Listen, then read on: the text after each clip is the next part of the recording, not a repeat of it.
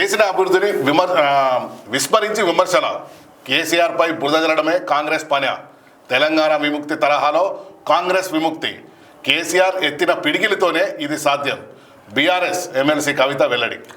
అయితే చేసిన అభివృద్ధిని విస్మరించి విమర్శలు అని చెప్పి కవితక్క గారు మాట్లాడుతూ ఉన్నారు. నిన్న వారు మాట్లాడుతూ ఒక సూచన కూడా చేయడం జరిగింది. ఏమని చెప్పినారా అంటే, కవితక్క గారు మాట్లాడుతూ, మీరు ఇప్పుడు నేను ఖచ్చితంగా బీజేపీ కోట వేయద్దు, కాంగ్రెస్ కోట వేద్దని మేము చెప్తాం.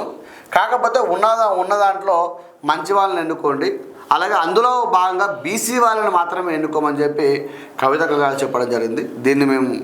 ఈ విషయాన్ని మేము అభినందిస్తూ ఉన్నాం, వారిని మేము స్వాగతిస్తూ ఉన్నాం.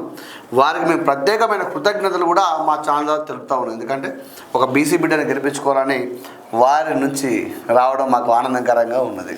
ఇది ఇప్పుడైనా ఎప్పటికి ఉంటుంది మరి బీసీ వాళ్ళు ఒకవేళ వాళ్ళు అధికారంలోకి వచ్చినా మరి బీసీ బిడ్డ